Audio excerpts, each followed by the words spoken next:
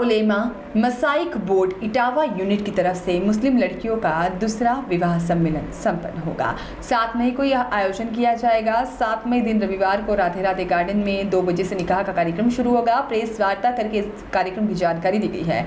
धर्म और मजहब के लोग इस कार्यक्रम में बढ़ चढ़कर हिस्सा लेंगे। दुल्हा और दुल्हन को आशीर्वाद भी देंगे। ऑल इंडिया उलेमा मसाइक बोर्ड इटावा यूनिट सभी धर्म मजहब की बेटियों की शादी कराएगा। हजरत अल्लामा मौलाना सैयद अशरफ मियाँ साहब किबला अशरफी उल जिलानी साथ ही में कच्चो छवि की सरपरस्ती में शादी का कार्यक्रम संपन्न होगा। ऑल इंडिया उलेमा मसाइक बोर्ड इटावा यूनिट के जिला अध्यक्ष हाजी शेख शकील अहमद ने कहा कि हमारी इटावा यूनिट टीम आगे भी हिंदू मुस्लिम और सभी धर्मों की गरीब बेटियों की शादी कराएगी। उन्होंने कहा कि अगर हमारे पास और हमारे टीम के पास में चाहे वह किसी भी धर्म से अपनी बेटी की शादी कराने में सक्षम नहीं है, लोग उनके पास आते हैं तो उनकी बेटियों की शादी ज़रूर कराई जाएगी।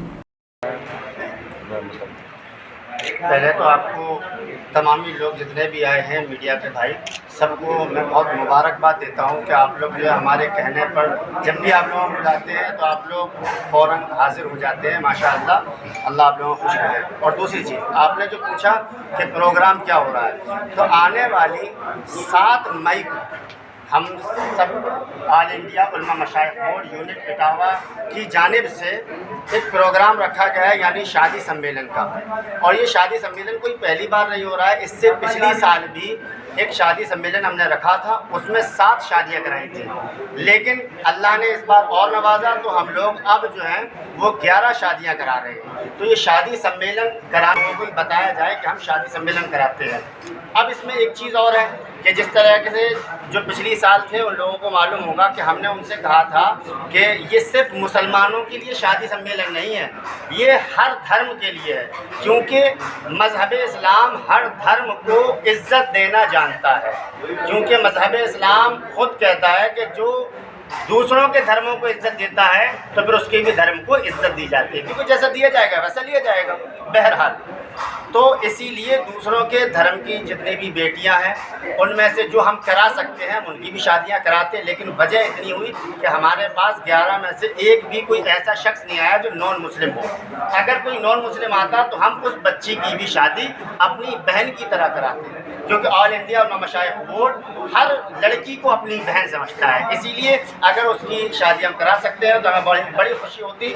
लेकिन चलिए कोई बात नहीं, इस बार नहीं आया, लेकिन अगली बार कोई गैर मुस्लिम भी जो नॉन मुस्लिम हो वो भी आए और राब्ता कायम करें, उनकी भी शादी। जो 11 जोड़े हैं वो क्या जनपद के हैं या अदर जनपद के हैं? अच्छा देखिए, ये जो है 11 जोड़े जो लड़की है, लड़की इटावा जनपद की है, बाकी बारातें कहीं से भी आए वो उससे मतलब नहीं रहता है।